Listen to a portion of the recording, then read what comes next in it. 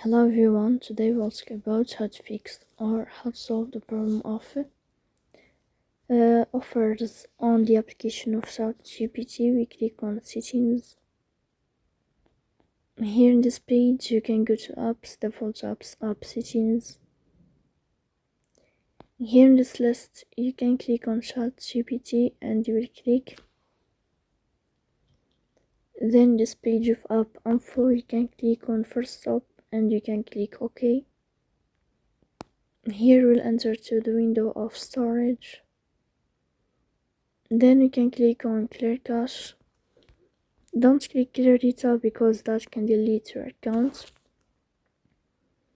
So please don't forget to support us by like and subscribe.